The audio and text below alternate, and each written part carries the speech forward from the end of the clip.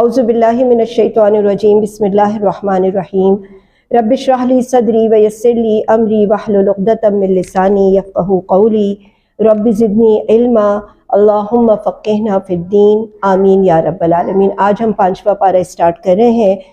पिछला पारा जहाँ हमारा ख़त्म हुआ था वहाँ पे हमने ये समझा था कि जो महरमात हैं उनके साथ निकाह हराम है। अब इसके आगे अल्लाह सुब्हानहू तआला ने फरमाया वल मुहसनातु मिनन निसा, और मोहसिन औरतें। अब मोहसिन से क्या मुराद है? एहसान 4 मानों में इस्तेमाल हुआ है। नंबर 1 शादीशुदा औरत, चाहे वो आपकी नामहरम थी, आपकी कज़न थी, लेकिन अब अगर वो शादीशुदा हो गई तो ज़ाहिर है उससे भी निकाह हराम है। मोहसनात के 4 मतालिब हैं, लेकिन यहाँ पर इससे मुराद जो मोहसनात है वो यहाँ पर वो लौंडियाँ हैं जो कि शादीशुदा हैं थीं, लेकिन अब वो किसी की लौंडी हैं।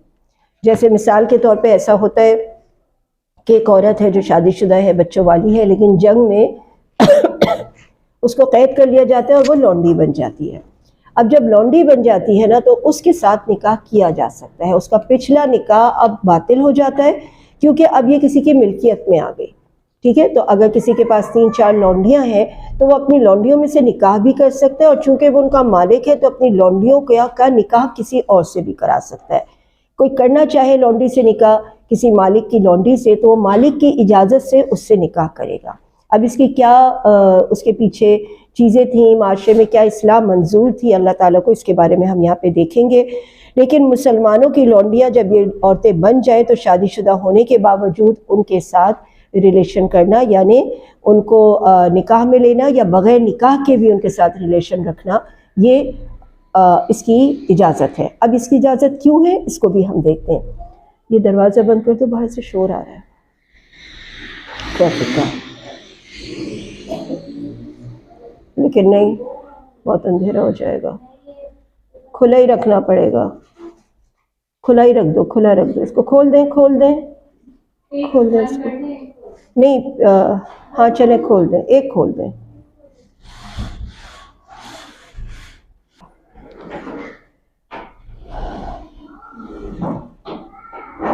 अब बस उसके अंदर से फितने करने के बारे में फरमाया कि उनको एक दफ़ा हैज़ आके गुजर जाए ताकि ये पता हो कि वो अपने पिछले शौहर से हामला नहीं है, और फिर उसके बाद जो है आप उनके साथ निकाह कर सकते हैं या आप उनको अपने रिलेशन में ले सकते हैं।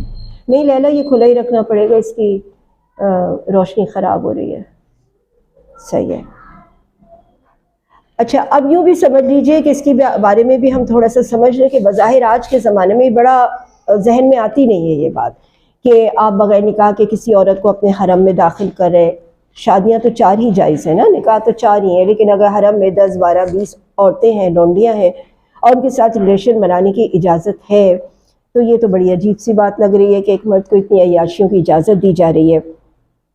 लेकिन इससे पहले ना किसी भी चीज़ को देखने से पहले वहाँ के माहौल को और वहाँ पे जो कस्टम्स चल रहे थे उनको देखना ज़रूरी है। औरतों को इंतहा से ज़्यादा इस्तेहसाल होता था, निकाह पे कोई पाबंदी नहीं थी। 100 करो, 200 करो, 1 करो, दूसरी छोड़ो, दूसरी करो, तीसरी छोड़ो। कोई वरासत नहीं थी, कोई हकूक़ नहीं थे, कोई महर नहीं था। जिसके पास जितना पैसा है, माल है, या ये कि उनके पास बादशाहत है यानी पावर है, तो वो इतना ही औरतों को बेबस रखते थे। अब जंगें भी हो रही हैं, वहाँ मर्द शहीद हो जाते हैं या मर्द मर जाते हैं तो उनकी औरतें बच जाती हैं। अब जब किसी भी माशरे में औरतें बच जाती हैं या औरतें ज़्यादा होती हैं तो वहाँ पे औरतों के सर पे हाथ धरने वाला कोई नहीं होता, यानी कमाने वाला कोई नहीं होता। बाप का भी इंतकाल हो गया या बाप मर गया जंग में या शहीद हो गया, और इसी तरीके से भाई भी गया, शौहर भी गया, कोई भी नहीं बचा। अब इन औरतों के पास कमाई का क्या ज़रिया रहेगा सिवाय इसके कि वो जिस्म फरोशी करेंगी, सिवाय इसके कि यही फहाशी जो है वो फैलेगी।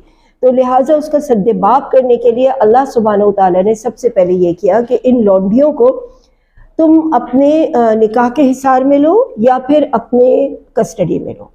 अब अगर एक आदमी है, उसकी 4 बीवियां हैं, लेकिन औरतों की बहुतात माशरे में ज़्यादा है लौंडियों की सूरत में, तो बजाय कि कहबा गिरी यानी कि ज़िना ज़्यादा आम हो जाए, उन 5, 6, 7 औरतों को उसने अपने हरम में दाखिल कर लिया। उसको पूरा सपोर्ट करना, उसके नानफ़क़े की ज़िम्मेदारी, उससे होने वाले बच्चे की ज़िम्मेदारी, उसका खाना पीना, उसकी रिहाइश, उसकी इज़्ज़त, उसका एहतराम, सब कुछ उसी तरह से होगा क्योंकि वो उसके हरम में दाखिल हो गई। सिवाय इसके कि उससे निकाह नहीं होगा। کیونکہ 4 نکاح تو وہ کر چکا، اب وہ 5واں تو نہیں کر سکتا. تو اس طرح سے بنا نکاح کے وہ اس کے ساتھ رہنے والوں میں سے ہو جاتی تھی اور اس کو فل پروٹیکشن ملتا تھا. اور اس کے بعد جیسے ہی کوئی رشتہ اس کا آتا تھا تو یہ ہوتا تھا کہ فوری طور پہ وہ اس کا نکاح اس سے کر دیتا تھا. اب نکاح کرتے ہی ظاہر ہے اس کی ملکیت سے وہ نکل گئی، اب وہ اس کے ساتھ اپنی جو ریلیشن ہے وہ قائم نہیں کر سکتا، وہ کسی اور کی بیوی ہو گئی، چاہے وہ اس سے پیسے لے کے اس کا نکاح کرے یا جیسے بھی کرے. پھر ایک اور چیز اللہ تعالیٰ نے اس معاشرے میں رکھی، وہ یہ کہ اگر تم سے کوئی گناہ سرزد ہو جائے، کوئی خطا سرزد ہو جائے تو غلام اور لونڈیاں آزاد کرو. آہستہ آہستہ یہ پورا ادارہ ختم ہو گیا کہ لوگوں نے فوری، اور اس کے نہ یہ کہ گناہ ہو جائے تو آزادی دو، بلکہ یہ کہ ایک بہت بڑا ثواب کا کام تھا گردنوں کو آزاد کرانے کا. تو جب بھی کسی کو کوئی نیکی کا کام کرنا ہوتا تھا وہ غلام اور لونڈیاں آزاد کرتے تھے. اس طرح کچھ ہی عرصے میں یہ غلام اور لونڈیوں کا معاشرہ ختم ہی ہو گیا.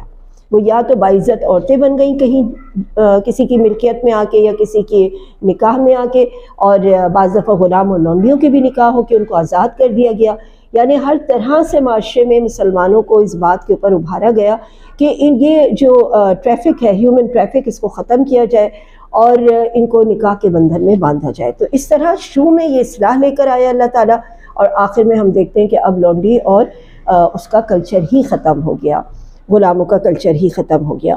تو لہٰذا جو یہ اس وقت کے زمانے میں یہ سلسلہ عام تھا، ایسی حکمت عملی اللہ تعالیٰ نے اختیار فرمائی کہ جس سے اتنی سہولتیں دیں کہ آہستہ آہستہ یہ غلامی کی حوصلہ شکنی ہو گئی اور آخرکار یہ ادارہ ختم ہی ہو گیا. اب اس کے بعد محرمات جو یہ بتا دیے گئے، اس کے علاوہ دیگر عورتوں سے جو نکاح جائز کرنا جو ہے وہ جائز قرار دیا گیا، بشرط یہ کہ اس میں 4 چیزیں ہوں. ہم کہیں پر بھی نکاح کریں، چاہے اپنی کزنس میں کریں، کسی غلام سے کریں، کسی لونڈی سے کریں، تو اس کے اندر یہ چیزیں بتا دی گئیں کہ نمبر 1 مہر دو گے، بغیر مہر کے نکاح نہیں ہوگا. اسی لیے یہ بات بھی کہی جاتی ہے کہ اگر کوئی بھی شخص نکاح یہ سوچ کے کرے کہ کون سا میں نے مہر دینا ہے، آپ بنوا لو 3 لاکھ 4 لاکھ 5 لاکھ کا، میں نے تو نہیں دینا. تو جب یہ سوچ کے ہم نکاح کرتے ہیں تو وہ نکاح ایگزسٹ ہی نہیں ہوتا. تو لہٰذا مہر اتنا ہی رکھوایا جائے کہ جو آسانی سے ادا ہو سکے، اور اگر آسانی سے نہیں بھی ادا ہو رہا تو اگر مرد کے ذہن میں یہ سوچ آ جاتی ہے کہ میں نے کون سا دینا ہے، معاف کروا لوں گا، تو یہ اس سے نکاح ایگزسٹ نہیں ہوتا. نمبر 1 مہر کے ساتھ نکاح ہو. نمبر 2 یہ سوچ کے ہو کہ ہم نے نسل چلانی ہے، صرف اپنی جو ایک اسے اردو میں تو شہوت رانی کہتے ہیں، لیکن ویسے جو آپ کے اندر ایک سیکشول ڈیمانڈ ہے اسے صرف پورا کرنے کے لیے نہیں کر رہے یہ کام. اور آپس کی رضامندی سے مہر مقرر کر کے اس کام کو سر انجام دیا جائے. اس کے بعد فرمایا کہ تم میں سے جس کو آزاد مسلمان عورتوں سے نکاح کرنے کی وسعت اور طاقت نہ ہو تو تم لوگ لونڈیوں سے نکاح کر سکتے ہو. آزاد عورتیں جو ہوتی ہیں ان کے لیے ایک باقاعدہ مہر ہوتا ہے، اور مہر مثل ہوتا ہے کہ جو پھپھی کا یا خالہ کا یا اماں کا یا دادی کا یا ایک خاندانی مہر چلا رہے وہی ان کا بھی مہر ہوگا. لیکن جو لونڈی ہوتی ہیں یا جو ایسی خواتین ہوتی ہیں جو خاندانی نہیں ہوتی، ان کا مہر کم ہوتا ہے.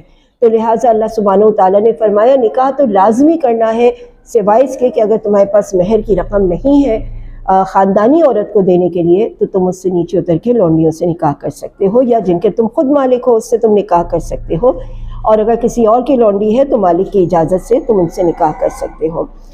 اچھا، اور قاعدے کے مطابق ان کے مہر ان کو دینے ہیں، یعنی چاہے آپ جب بھی نکاح کریں لونڈی سے بھی کریں تو ایک چھوٹا موٹا مہر اس کا باندھنا ہے. اور یہ کہ ان عورتوں میں بھی دیکھا جائے کہ وہ اعلانیہ بدکاری کرنے والی نہ ہو، بلکہ گھر بسانے والی، پاک دامن ہو، خفیہ آشنائی کرنے والی نہ ہو، جس کو ایکسٹرا میرٹل افیئرس کہتے ہیں. تو جب یہ نکاح میں آ جائے اور پھر بے حیائی کا کام کرے تو ان کی آدھی سزا ہے. آزاد عورت کی ڈبل سزا ہے، پوری سزا ہے، کوڑوں کی سزا ہے. اور جو لونڈی ہوگی جو محسنات نہیں ہے، یعنی جو کسی اچھے خاندان کی نہیں ہے، اس کی سزا آدھی ہوگی. ایسا کیوں ہے؟ محسنات حسن سے نکلا ہے، ہاں سواد نون، حسن کہتے ہیں قلعے کو. ایک عورت جیسے ایک اچھے گھرانے کی عورت، وہ جس قلعے میں بند ہوتی ہے نا، اس کے ارد گرد جو چوکیدار ہوتے ہیں، وہ اس کا باپ ہے، بھائی ہے، شوہر ہے، بیٹا ہے، ماموں چاچا بھی ہوتے ہیں، دادا بھی ہوتے ہیں، یعنی اتنے مردوں کے ساتھ وہ عورت کا ایک پیکٹ ہوتا ہے، یا یوں کہہ لیجیے ان کی عزتوں کی وہ امین ہوتی ہے کہ اگر وہ یہ گناہ کا کام کرتی ہے تو اس کی سزا اللہ کے نزدیک زیادہ ہے بنسبت اس عورت کے جس کے سر پہ کوئی مرد نہیں ہے، اس کو کوئی پروٹیکشن نہیں ہے۔ اگر اس سے کوئی ایسا گناہ سرزد ہو جاتا ہے تو اس کو تھوڑی سی معافی ہے، اس کو پروٹیکٹ کرنے والا نہ باپ ہے، نہ بھائی ہے، نہ دادا ہے، نہ نانا ہے، نہ ماموں ہے، کوئی بھی نہیں ہے، ایک اکیلی عورت ہے۔ اس سے اگر ایسا کوئی گناہ سرزد ہو جاتا ہے تو اس کے لیے تھوڑی لینینسی ہے۔ آگے فرمایا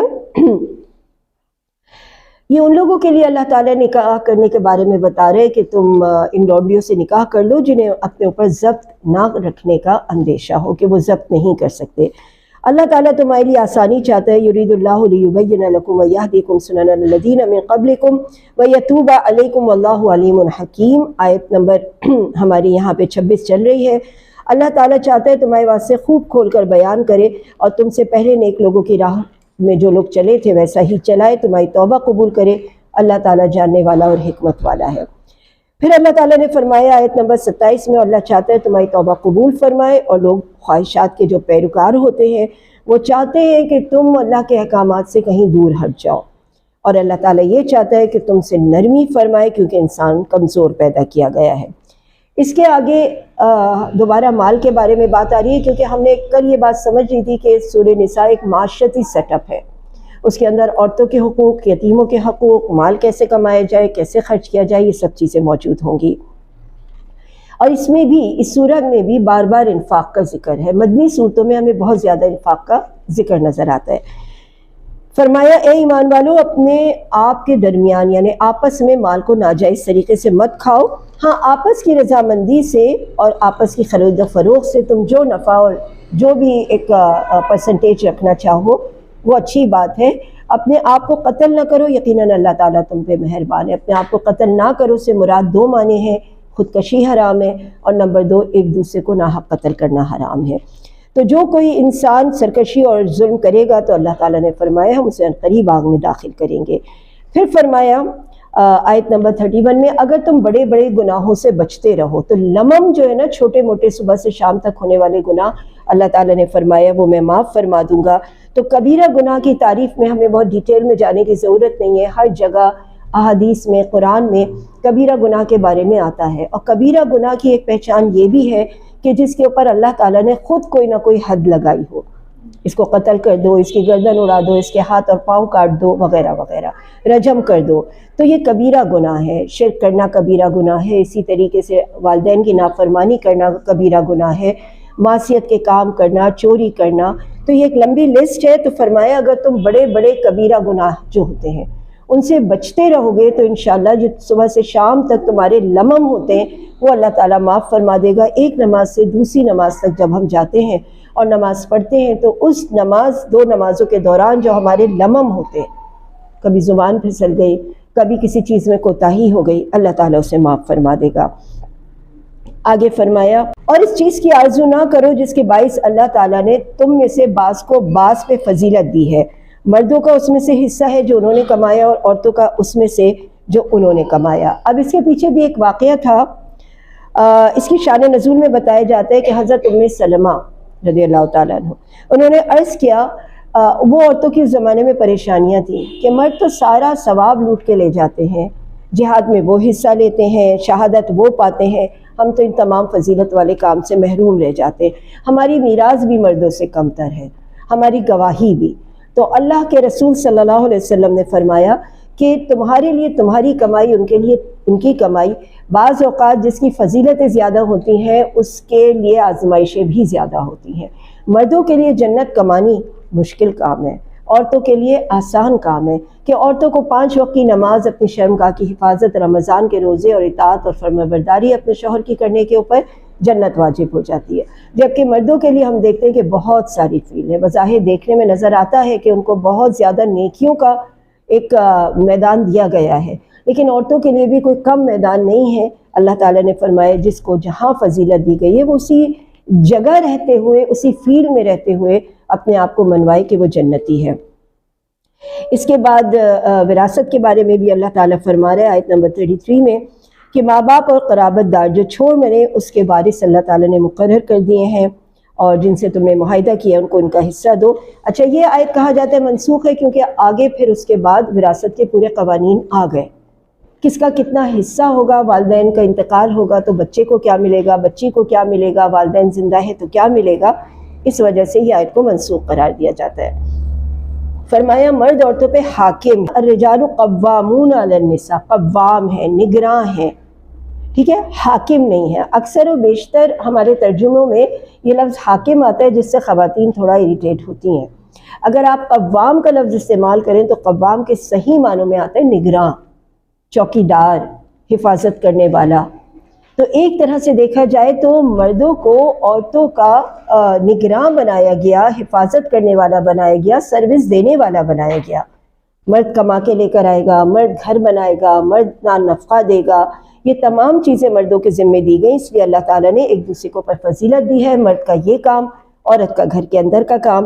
اسی وجہ سے فضیلت دی گئی کہ مرد باہر نکلتا ہے، خرچ کرتا ہے، کماتا ہے اور پھر خرچ کرتا ہے۔ تو آگے فرمایا کہ وہ عورتیں جو اپنے شوہروں کی عدم موجودگی میں، دیکھیے مرد، کوئی بھی مرد جب گھر سے باہر نکلتا ہے تو اپنے پیچھے اپنی بیوی کو چھوڑ کے نکلتا ہے، تو ایک ٹرسٹ ہوتا ہے اسے اپنی بیوی کے اوپر، اور وہ یہ کہ وہ اس کی عزت کی، اس کی مال کی، اس کی اولاد کی حفاظت کرے گی۔ اس ٹرسٹ کے اوپر وہ ایک بازار کی تکلیف اٹھانے کے لیے نکلتا ہے، تو لہٰذا ان کی عدم موجودگی میں یہ خواتین کا کام ہے کہ ان کی عزت کی، ان کے مال کی، ان کے بچوں کی، ان کی گھرداری کی حفاظت کریں اور کوئی اور برائی کا راستہ تلاش نہ کریں۔ پھر اس کے بعد یہ بھی ہوتا ہے، آگے کی آیت میں فرمایا کہ جہاں دو لوگ رہتے ہیں ساتھ میں وہاں انبن ہوتی ہی ہوتی ہے۔ اللہ نے اس کا طریقہ بھی بتایا کہ اب دونوں کے درمیان کوئی خون کا رشتہ تو ہے نہیں، کزنز ہو سکتے ہیں، لیکن نکاح کے بعد تو یہ پھر رشتے باقی نہیں رہتے نا کہ چلو یہ ہماری خالہ زاد ہے تو ہم ذرا سا اس کے ساتھ بہتر طریقے سے کر لیں، یہ ہماری ماموں زاد ہے یا پھوپھی زاد ہے، بلکہ تو شوہر بیوی کے حساب سے چلتے ہیں۔ تو اس میں اللہ سبحانہ وتعالیٰ نے فرمایا کہ جب بھی ایسا معاملہ پیش آ جائے تو مرد کی طرف سے ایک حاکم کو مقرر کیا جائے اور عورت کی طرف سے ایک حاکم کو مقرر کیا جائے، وہ دونوں بیٹھیں اور صلح کرانے کے لیے طرف زیادہ ٹل کریں کہ صلح ہو جائے تو بہت بہتر ہے، اور اگر صلح نہ ہو پائے تو ظاہر ہے اللہ نے راستہ کھولا ہوا ہے دونوں کے لیے علیحدہ ہونے کا۔ اللہ تعالیٰ پورے علم والا اور خبر والا ہے۔ اور ساتھ ہی اس کے بعد فوری طور پہ اللہ تعالیٰ کے بارے میں فرما دیا وَاعْبُدُوا اللَّهَ وَلَا تُشْرِكُوا بِهِ شَيْئًا وَبِالْوَالِدَيْنِ إِحْسَانًا۔ اچانک شوہر اور بیوی کے تعلقات کی کشیدگی کے درمیان اللہ سبحانہ وتعالیٰ نے اپنی عبادت کی بات کی، تاکہ تمہیں لوٹ کے تو اللہ کے پاس آنا ہے، اللہ کے حکم مانو گے، اللہ کے ساتھ کسی کو شریک نہیں کرو گے، اور اپنے جو فرائض ہیں والدین کے ساتھ حقوق، رشتہ داروں سے اور یتیموں سے نیک سلوک، مسکینوں اور قرابت داروں کا جو بھی ہمارے اوپر ایک فرض بنتا ہے، اجنبی ہمسائے سے اور پہلو کے ساتھی سے اور راہ کے مسافر سے، اور ان سے جن کے مالک تمہارے ہاتھ ہیں، یعنی تمہارے کنیز، تمہارے غلام، تمہاری لونڈیاں۔ تو اللہ تعالیٰ تکبر کرنے والوں اور شیخی خوروں کو پسند نہیں فرماتا۔ اللہ سبحانہ وتعالیٰ نے دو ہمسایوں کا ذکر فرمایا، ایک آپ کے رائٹ میں، ایک آپ کے لیفٹ میں۔ رائٹ میں جو ہے وہ آپ کا قرابت دار بھی اور ہمسایہ بھی ہے، اور لیفٹ میں جو ہے وہ قرابت دار نہیں ہے، ہمسایہ ہے۔ تو جب آپ کے پاس کوئی چیز ہوگی جس میں آپ کے پاس چوائس ہو کہ اس کو دوں یا اس کو دوں، تو آپ قرابت دار ہمسائے کو دیں گے۔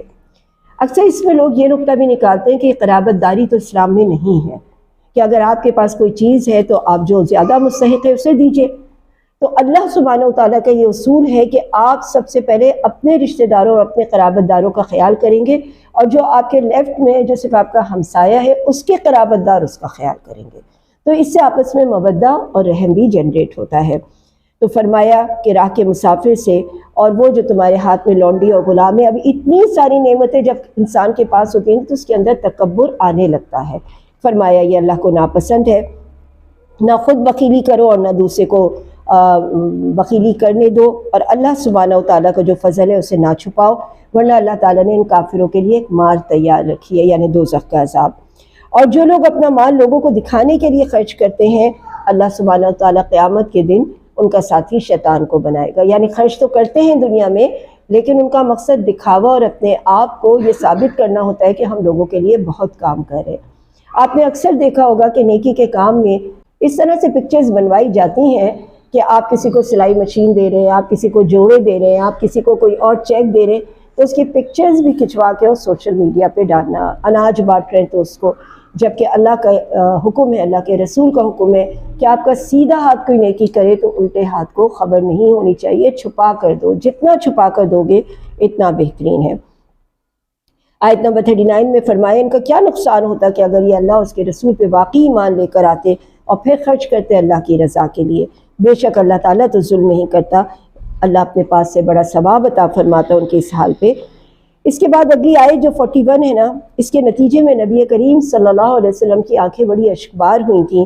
ایک بار ایسا ہوا کہ آپ صلی اللہ علیہ وسلم نے اپنے ایک صحابی سے کہا کہ مجھے قرآن پڑھ کے سناؤ، اور جب وہ قرآن پڑھ رہے تھے تو اس آیت پہ پہنچے فَكَيْفَ إِذَا جِئْنَا مِن كُلِّ أُمَّةٍ بِشَهِيدٍ وَجِئْنَا بِكَ عَلَى هَؤُلَاءِ شَهِيدًا۔ اس روز کیا حال ہوگا جب ہر امت میں سے ہم ایک گواہ لے کر آئیں گے اور اے نبی آپ کو لوگوں کے اوپر گواہ بنا کے کھڑا کریں گے۔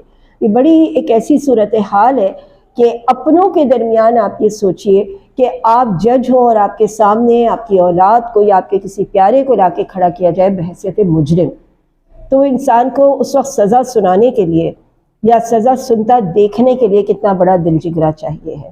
تو اللہ کے رسول کی آنکھیں اشکبار ہو گئی تھیں اور آپ رونے لگے تھے، آپ نے کہا بس کرو بس کرو، کیونکہ یہ آیت ایسی ہے کہ اس کو اگر آپ فورسی کریں تھوڑا سا تو آپ کو محسوس ہوگا کہ قیامت کے دن اللہ ہوگا، اللہ کے رسول ہوں گے اور مجرموں کو لایا جا رہا ہوگا، اور اللہ کے رسول صلی اللہ علیہ وسلم کے لیے بڑا ہی تکلیف دہ مقام ہوگا کہ ان کا امتی اس حال میں ان کے سامنے آئے کہ اسے سزا سنائی جا رہی ہو، اسے جہنم کی وعید سنائی جا رہی ہو، اور ساتھ میں کہا جا رہا ہو کہ اے نبی گواہ رہیے گا کہ انہوں نے آپ کی یہ بات نہیں مانی تھی، اور اس وقت نبی کریم صلی اللہ علیہ وسلم غلط سفارش بھی نہ کر پائیں گے۔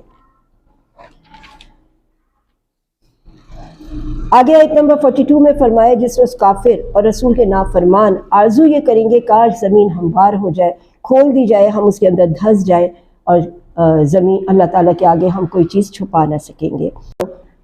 اس آیت کے اندر اللہ تعالیٰ نے بتدریج جو شراب کا حکم آیا تھا اس کا یہ پہلا حکم ہے، اے ایمان والو جب تم نشے میں مست ہو تو نماز کے قریب بھی نہ جاؤ۔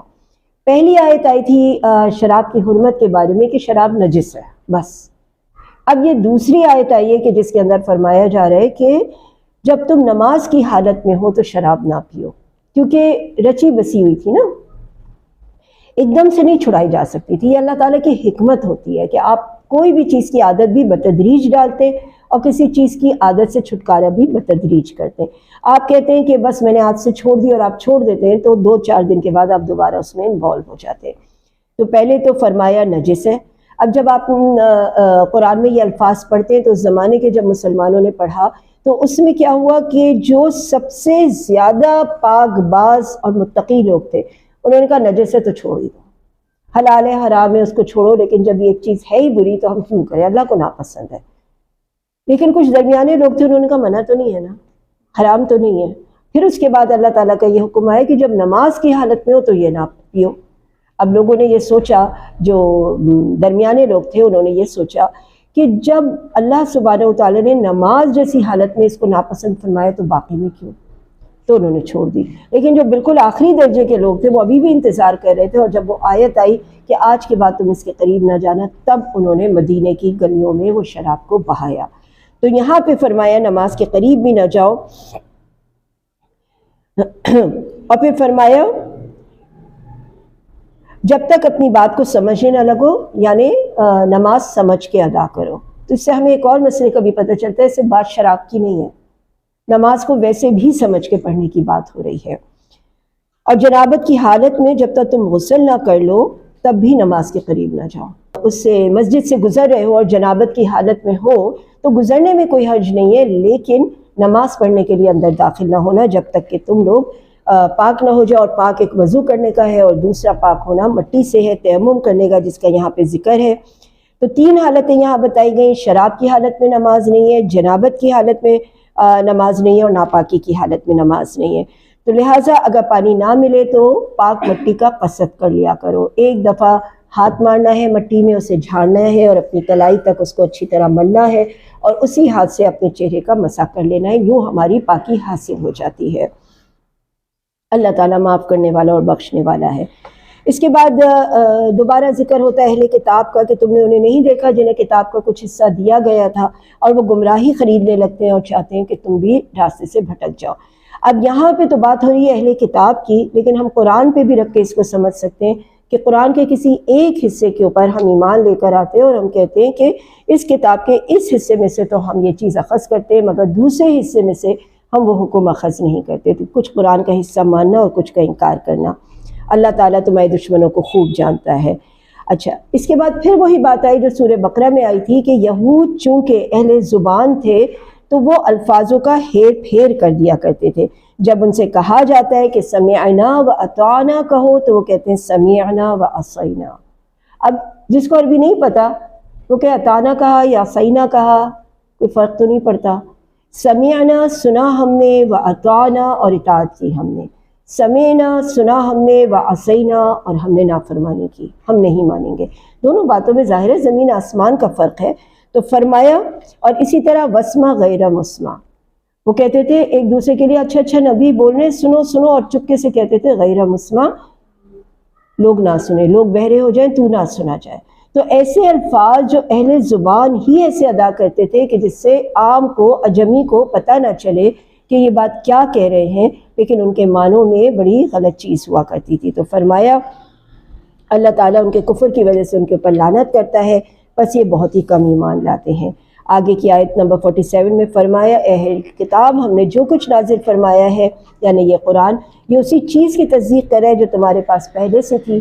اگر تم نے اس کی تصدیق نہ کی تو ہم تم اس روز جو قیامت ہوگی چہرے بگاڑ دیں گے اور لوٹا کر پیچھے کر دیں گے، اور اسی طرح ان کے اوپر لعنت کریں گے جیسے سبت والوں کے اوپر کی تھی۔ اب یہ ہفتے والے دن کا قصہ وہ انشاءاللہ آگے آئے گا، لیکن اس کو ایک تھوڑا سا ٹچ کر لیتے ہیں یہاں پہ کہ بنی اسرائیل میں مچھیروں کی بستی تھی، اور ہفتے والے دن ان کا عبادت کا دن ہوا کرتا تھا، جبکہ ان کا کام روزگار جو تھا وہ مچھلیاں پکڑنا تھا۔ اب مچھلیاں تو اس روز نہیں پکڑ سکتے تھے، منع تھا، آج صرف عبادت ہوگی۔ اسی لیے ہماری امت وسط ہے کہ ہم عبادت بھی ساتھ ساتھ کرتے ہیں اور ہم اپنی زندگی بھی ساتھ ساتھ گزارتے ہیں۔ تو فرمایا کہ ان کو منع تھا، لیکن انہوں نے ہفتے کو تو وہ کچھ نہ کرتے تھے، لیکن جمعے کی رات کو ہی وہ ایسے گڑھے کھود دیتے تھے کہ ہفتے کے دن جب مچھلیاں آتی تھیں تو وہ اس گڑھوں میں پھنس جاتی تھیں، اور وہ اتوار والے دن انہیں کلیکٹ کر لیتے تھے اور کہتے تھے کہ ہم نے تو ہفتے کے دن مچھلیاں پکڑی نہیں۔ تو فرمایا اللہ تعالیٰ نے کہ ہم نے ان سبت والوں کے اوپر لعنت کی، ایسی لعنت کی کہ پھر ان کو خنزیر اور بندر بنا دیا تھا۔ یقیناً اللہ تعالیٰ کے اپنے ساتھ شریک کیے جانے والوں کو نہیں بخشتا، اور اللہ کے ساتھ جو کوئی بھی شریک مقرر کرے گا وہ بہت بڑا گناہ کرتا ہے اور اللہ پہ بہتان باندھتا ہے۔ اس کے بعد ایک اور بات فرمائی آیت نمبر 49 میں، اپنے منہ سے اپنی ستائش کرنا، اس کو آپ اردو میں کہتے ہیں نا اپنے منہ میاں مٹھو بننا۔ یہ چیز بھی بڑی ناپسندیدہ ہے اللہ کے نزدیک، اور اسی لیے ہمیں یہ دعا سکھائی گئی ہے کہ اللہ تعالیٰ ہم آپ سے چاہتے ہیں کہ ہم اپنی نگاہوں میں چھوٹے بنے۔ اچھا، جس کا ترجمہ اس طرح سے ہے کہ اللہ تعالیٰ تو مجھے میری نظر میں چھوٹا بنا دے، اور لوگوں کی فی اعین الناس کبیرہ، اور لوگوں کی نظر میں بڑا بنا دے۔ لیکن ہم عموماً اپنے آپ کی مدح سرائی میں جب اپنی کبریائی بیان کرتے ہیں، اپنے آپ کو اچھا بیان کرتے ہیں، تو اگلے کی نظر میں ہم چھوٹے ہو جاتے ہیں۔ جب میں اپنی لمبی لمبی تعریفوں کے پل باندھوں گی، میں ایسے میں ایسے میں ایسے میں ایسے، تو یقیناً میری بڑائی جو ہے نا وہ آپ کی نظر میں کم ہو جائے گی۔ اور اگر میں اپنی نظر میں اپنے آپ کو چھوٹا سمجھوں گی تو کیا ہوگا، آپ کی نظر میں بڑی ہو جاؤں گی۔ اللہم اجعل فی عینی صغیرہ وفی اعین الناس کبیرہ، اللہ مجھے میری نظر میں چھوٹا بنا کے رکھے، کیونکہ جس دن انسان اپنی نظر میں بڑا بن جاتا ہے نا، اس دن وہ ذلت کا شکار ہو جاتا ہے۔ اللہ تعالیٰ فرماتا ہے اللہ جسے چاہتا ہے پاکیزہ کرتا ہے، اور کسی کے اوپر ایک دھاگا برابر بھی ظلم نہیں ہوگا۔ آیت نمبر 50 میں فرمایا کہ یہ لوگ اللہ پہ جھوٹ باندھتے ہیں، سری گناہ کے لیے اتنی ہی بات ان کی کافی ہے۔ آیت نمبر 52 میں اللہ سبحانہ و تعالیٰ نے ان لوگوں کے اوپر لعنت فرمائی جو اللہ تعالیٰ کے اوپر شریک باندھتے ہیں، اور پھر فرمایا یہ لوگ جو شریک باندھتے ہیں، جن کو بھی وہ شریک کرتے ہیں، ان سے پوچھو سلطنت میں کیا حصہ ہے ان کا، اس دنیا کو بنانے میں ان کا کیا حصہ ہے۔ بلکہ اگر ان کو حصہ دیا جائے تو وہ ایک کھجور کی گٹھلی کے پیچھے جو دھاگا ہوتا ہے اس کے برابر بھی وہ کسی کو نہ دے، ان کا بس چلے تو وہ انسانوں سے روک لیں۔ یا یہ لوگوں سے حسد کرتے ہیں کیونکہ اللہ تعالیٰ نے ان کے اوپر اپنا فضل ڈالا ہے، تو ہم نے آل ابراہیم کو کتاب اور حکمت دی اور بڑی سلطنت عطا فرمائی۔ یہودیوں کا سب سے بڑا مسئلہ یہی تھا کہ مسلمانوں سے پرخاش یہی تھی کہ ان کو یہ حصہ نبوت کا کیوں مل گیا۔ پھر اس کے بعد بعض نے ان کو مانا، ان کتابوں کو مانا یعنی قرآن کریم کو، اور بعض نے کفر کیا۔ تو اللہ سبحانہ وتعالیٰ نے فرمایا کہ قیامت کے دن ان کے کفر کے سبب جو ان کو عذاب دیا جائے گا وہ ان کی کھال پہ دیا جائے گا، ان کی کھال کو جلایا جائے گا۔ اس کے بعد جب وہ کھال ختم ہو جائے گی تو ایک اور کھال دی جائے گی، پھر ایک اور کھال، پھر ایک اور کھال۔ اور آج یہ پروون بات ہے کہ آپ کی جتنی بھی تکلیف ہے وہ سارے سینسز آپ کے کھال میں ہیں۔ اگر آپ کھال ہٹا دیں اور آپ پھر سوئی چبوئیں آپ کو کچھ بھی نہیں ہوگا۔ ساری درد، ساری تکلیف اس کھال کے اوپر سینسز میں ہے۔ تو لہٰذا اس کھال کے اوپر عذاب کا مطلب ہے کہ ہر بار اتنی ہی شدت کے ساتھ عذاب ہوگا۔ اور جو لوگ ایمان لائے اور انہوں نے نیک عمل کیے، ہم انہیں جنتوں میں لے کے جائیں گے، جہاں کے بارے میں بتایا کہ وہاں پہ یوں نہریں ہوں گی اور یوں صاف ستھرے ازواج ہوں گے اور یوں خوشیاں اور یوں اللہ کا دیدار ہوگا۔ اللہ انہیں حکم دیتا ہے کہ امانت والوں کی امانتیں انہیں پہنچا دو۔ اب اس سے مراد صرف وہ امانت نہیں ہے کہ جو پیسوں کی امانت ہے، یہ عہدوں کی بھی امانتیں ہیں کہ اللہ سبحانہ وتعالیٰ نے جس کے لیے جو عہدہ رکھا ہے اسے اسی جگہ پہ رکھو۔ یعنی مثال کے طور پہ والدین کی جگہ والدین ہونے چاہیے، اولاد کی جگہ اولاد ہونی چاہیے، پڑوس کی جگہ پڑوس، قرابت داروں کی جگہ قرابت دار۔ تو جس کی جو امانت ہے، چاہے وہ عہدوں کی ہو، چاہے وہ مال کی ہو، چاہے وہ عزت و توقیر کی ہو، اس کو دو۔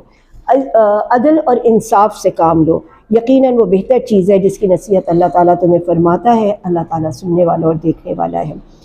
آگے اللہ تعالیٰ نے فرمایا، یہ بھی بڑی مشہور آیت ہے، یا ایھا الذین آمنوا اطیعوا اللہ واطیعوا الرسول، اور ساتھ فرمایا وَأُولِي الْأَمْرِ مِنکم۔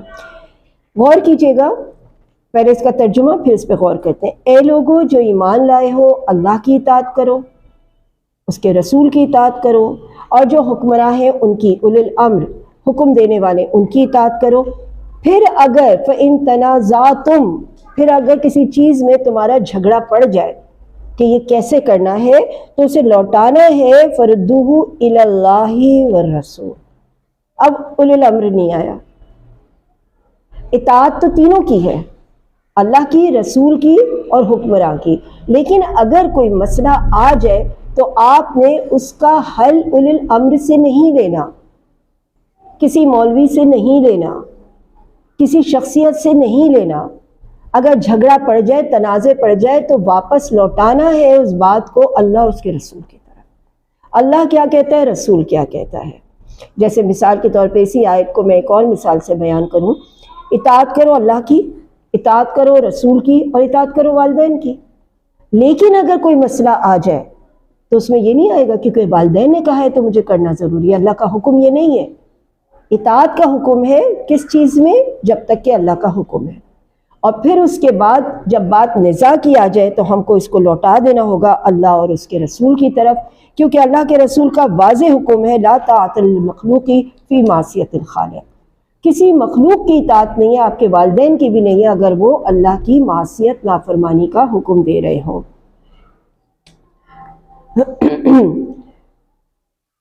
کیا آپ نے نہیں دیکھا، جن کا دعویٰ تو یہ ہے کہ جو کچھ آپ پر اور آپ سے پہلے اتارا گیا ہے اس پر ان کا ایمان ہے، لیکن اپنا جب فیصلے کا وقت آتا ہے تو غیر اللہ کی طرف چلے جاتے ہیں۔ ہم میں سے ہر کسی کا یہ حال ہے کہ اگر سوال یہ کیا جائے کہ اللہ پہ ایمان ہے، جی ہے، رسول پہ ہے، جی ہے، قیامت پہ ہے، جی ہے، لیکن جب اپنی زندگی کے فیصلے کرنے ہوتے ہیں تو ہم وہ اللہ کی طرف نہیں لے کر جاتے، چاہے وہ تعلیم کا معاملہ ہو، جابس کا معاملہ ہو، بزنس کا معاملہ ہو، کہ اللہ اور اس کے رسول کا کیا حکم ہے، بلکہ ہم شیطان کی طرف لے کر جاتے ہیں، اور شیطان تو یہ چاہتا ہے کہ انہیں بہکا کر دور کی گمراہی میں لے جائے۔ ان سے جب بھی یہ کہا جاتا ہے کہ آؤ اللہ اس کے رسول کی طرف، تو آپ منافقوں کی نشانیاں یہ دیکھیں گے کہ وہ اپنا رخ پھیر لیتے ہیں اور کہتے ہیں جو جی میں آئے ہمارے، یا جو ہماری جو خاندانی رسم و رواج ہیں، جو بات وہ کہتے ہیں ہم وہی کریں گے۔ اور پھر جب اپنے انہی کرتوتوں کے باعث ان کے اوپر کوئی مصیبت آ جاتی ہے تو پھر اللہ کی قسمیں کھاتے ہیں کہ ہمارا ارادہ تو بھلائی کا تھا، ہم تو یہ کام اس لیے کر رہے تھے کہ بنی نوع انسان کا کچھ بھلا ہو جائے۔ حالانکہ اس وقت ہماری پوری قوم کے اوپر جو عذاب آئے ہوئے ہیں وہ اپنی انہی کرتوتوں کی وجہ سے آئے ہوئے ہیں کہ ہم قوم کا بھلا اس طرح سے کر رہے ہیں کہ جو ریکوائرڈ نہیں ہے۔ دوا وہ دے رہے ہیں جس کی مریض کو ضرورت نہیں ہے، کہ بیماری کچھ ہے اور دوا دیتے ہیں چارہ گر کچھ اور۔ اس وقت ہمارے ملک اور قوم کا جو ایک معیار ترقی کا ختم ہو گیا ہے اور ہم تنزلی کی طرف جا رہے ہیں، ہماری ایمان کی کمی کی وجہ سے ہم کہتے ہیں یہ فرسودہ باتیں ان کو چھوڑو اور آگے نکلو، اسی وجہ سے ہم تنزلی کا شکار ہیں۔ ہمیں اگر ترقی کرنی ہوگی تو ہمیں اپنے اللہ اور اپنے رسول کے اصولوں کے سامنے رکھ کے کرنی ہوگی۔ یہ وہ لوگ ہیں کہ ان کے دلوں کا بھید اللہ خوب جانتا ہے۔ اللہ تعالیٰ فرماتا ہے ان سے درگزر کیجئے، ان سے چشم پوشی کیجئے، اللہ تعالیٰ ان کا بدلہ خود لے گا، آپ اپنے کام میں لگے رہیے۔ اور اللہ نے اپنے ہر رسول کو اسی لیے بھیجا ہے تاکہ اس کی فرما برداری کی جائے، کتابوں کے اوپر ایمان لے کر آیا جائے۔ اور پھر آگے آیت نمبر 65 پھر ایک اور بہت اہم آیت ہے، فلا، بس ہرگز نہیں، بس نہیں، وربک، تیرے رب کی قسم۔ اللہ تعالیٰ اپنی قسم کھا کے فرماتا ہے لا یؤمنون، یہ ایمان والے ہو ہی نہیں سکتے۔ فلا وربک لا یؤمنون حتی یحکموک فیما شجر بینہم ثم لا یجدوا فی انفسہم حرجا مما قضیت ویسلموا تسلیما۔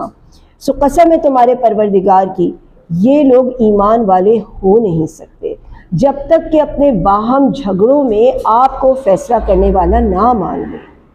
یعنی ہماری زندگی میں صبح سے شام تک جو بھی تنازع ہیں، فیصلے کرنے ہیں، جھگڑے نہ صحیح معاملات ہیں، ان سب میں ہم اللہ کے رسول کو، یعنی ان کے طریقہ کار کو، سنت کو، سیرت کو لے کر اپنی زندگی کے معاملات کو نمٹائیں۔ اچھا، اب یہاں پہ جو واقعہ آ رہا ہے اس سے اگلے آیات میں، اس میں اس طرح سے ہے کہ جس وقت یہ لوگ مکہ میں تھے تو آپ کو معلوم ہے مکے میں کتنی شدید مشکلات کا شکار تھے، اور ان کے اس وقت تک ان کو قتال کا حکم نہیں آیا ہوا تھا، ہاتھ اٹھانے کا حکم نہیں آیا تھا تو ہاتھ بھی بندھے ہوئے تھے، کوئی گالی دے رہے تو بھی چپ رہو، کوئی قتل کر رہے تو بھی ہاتھ نہ اٹھاؤ، کفو ایدیکم، کفو ایدیکم۔ تو اس وقت ان کے دل میں یہ آتا تھا کہ ہمیں کیوں نہیں لڑائی کی اجازت دی جا رہی، ہمیں کیوں نہیں قتال کی اجازت دی جا رہی، ہم بھی ان سے لڑیں۔ اور اب مدینے میں آ کے جب ان سے کہا جا رہا ہے کہ لڑو، اترو میدان جنگ میں اور بدلہ لو، تو ان کو اب اپنی جانیں پیاری ہو رہی ہیں۔ تو فرمایا یہاں پہ ہم نے ان پر فرض کر دیا کہ اپنی جانوں کو قتل کریں، اپنے گھروں سے نکل جاؤ۔ تو بہت ہی کم لوگ ایسے ہیں جو اس کے اوپر ایمان لے کر آ رہے ہیں، بلکہ در حقیقت وہ اپنی جان کو بچانے کی فکر میں ہے۔ اور جو بھی اللہ اس کے رسول صلی اللہ علیہ وسلم کی فرما برداری کرے گا تو اللہ تعالیٰ ان پر ایسا ہی انعام فرمائے گا جیسے نبی، صدیق، شہید اور نیک لوگوں کے اوپر۔ یہ وہی سورہ فاتحہ جس میں ہم نے دعا مانگی تھی اللہ تعالیٰ سے کہ صراط الذین انعمت علیہم، اور اس کا جواب ہے یہاں پہ سورہ نساء کی آیت نمبر 69 میں، انعمت، جن پر اللہ نے انعام فرمایا، وہ کون لوگ ہوں گے؟ یہاں پہ یہ آ گیا فَأُولَئِكَ مَعَ الَّذِينَ أَنْعَمَ اللَّهُ، بس یہ ان لوگوں کے ساتھ ہوں گے جن پر اللہ نے انعام فرمایا۔ وہ کون لوگ ہیں؟ نبی، صدیق، شہداء اور صالحین۔ وَحَسُنَ أُولَئِكَ رَفِيقًا، کتنے ہی اچھے دوست، کتنے ہی اچھے رفیق ہیں یہ فضل اللہ تعالیٰ کی طرف سے ہے، اور اللہ تعالیٰ ہر چیز جاننے والا ہے۔ اس کے بعد فرمایا کہ اے مسلمانوں، اپنے بچاؤ کا سامان لو اور پھر گروہ بن کر کوچ کرو یا اکٹھے نکلو۔ گویا جب بھی تم کافروں سے لڑنے کے لیے یا کسی بھی مخالف سے لڑنے جاؤ، تمہارے پاس تمہارے ٹولز ہونے چاہیے، اور جو ٹولز کافروں کے پاس ہیں، جو بھی ہتھیار ہیں، چاہے وہ آئی ٹی کا ہتھیار ہو، چاہے وہ واقعتاً تلواروں کا اور بندوقوں کا ہتھیار ہو، اسی کے ساتھ ان کا مقابلہ کرو۔ گو کہ مومن نہیں بھروسہ کرتا شمشیر کے اوپر، وہ تو اپنے ایمان پہ بھروسہ کرتا ہے، لیکن یہ بے وقوفی ہوگی کہ فقط ایمان پہ بھروسہ کر کے ہم نکل جائیں اور ہمارے ہاتھ میں ایک سوئی بھی نہ ہو، ایک تلوار بھی نہ ہو۔ تو لہٰذا شمشیر کے اوپر بھروسہ نہیں کیا جاتا، شمشیر ایزا آپ یہ سمجھ لیجیے سبب اختیار کیا جاتا ہے، بھروسہ تو اللہ کی ذات پہ ہوتا ہے۔ ان میں سے کچھ منافقین ایسے تھے کہ جو ان جنگوں پہ جانے سے رک جایا کرتے تھے، اور پھر بعد میں جب یہ خبر سنتے تھے کہ فلاں شہید ہو گیا، فلاں شہید ہو گیا، تو کہتے تھے شکر ہے ہم تو گئے نہیں ساتھ، ہمیں یہ نقصان نہیں اٹھانا پڑا۔ اور اگر انہیں وہاں سے کوئی فضل مل جاتا، یعنی مال غنیمت بغیر کسی قتال کے، تو آ کے وہ فضل مانگنے لگتے اور کہتے ہم بھی تو تمہارے ساتھ ہیں، نہیں جا سکے تو کیا ہوا، پر ہیں تو ہم تمہارے ساتھ ہی نا، اور اگر ہم تمہارے ساتھ ہوتے تو ضرور ہمیں بھی کامیابی ملتی۔ تو یہ وہ لوگ ہیں جنہوں نے آخرت کے بدلے دنیا کو بیچ دیا، یعنی بجائے یہ کہ آخرت ملتی ان کو، انہوں نے آخرت کو بیچ دیا اور دنیا کے سامان کو خرید لیا۔ اللہ سبحانہ و تعالیٰ نے آگے ایک اور آیت فرمائی جو یہ بھی بڑی مشہور آیت ہے، آپ اکثر و بیشتر سنتے ہیں کہ جہاد کیوں کیا جائے؟ جہاد اس لیے کیا جائے کہ جو ناتمام مرد، عورتیں، بچے جو ظالموں کے پنجوں میں ہیں، جن کی بستیوں کے اوپر ظلم ہو رہا ہے، ان کے لیے حمایتی بن کے کھڑا ہونا۔ ہم یہ بات جانتے ہیں کہ جہاد تمام مسلمانوں پہ فرض ہے، ہمارا آج سب سے بڑا مسئلہ یہ ہے، 1924 کے بعد سب سے بڑا مسئلہ، خلافت کے بعد سب سے بڑا مسئلہ کہ ہم سب سے پہلے پاکستان کا نعرہ لگاتے ہیں اور پھر جھونک دیتے ہیں اپنے تمام اسلامی ممالک کو۔ اسلام میں مملکتیں نہیں ہیں، یہ صرف ولایہ ہوتے ہیں، کوئی باؤنڈری نہیں ہوتی۔ مسلمان کے ملکوں کی کوئی باؤنڈری نہیں، 1924 تک نہیں تھی، آج سے 100 سال پہلے تک۔ ایک ہمارا دارالخلافہ ہوا کرتا تھا اور مختلف علاقہ ولایہ کہلاتے تھے، اور وہاں ولی ہوا کرتے تھے، جیسے ولی پنجاب ہو سکتا ہے، والی سندھ ہو سکتا ہے، لیکن حکمراں ایک ہی ہوتا تھا جو خلیفہ ہوتا تھا۔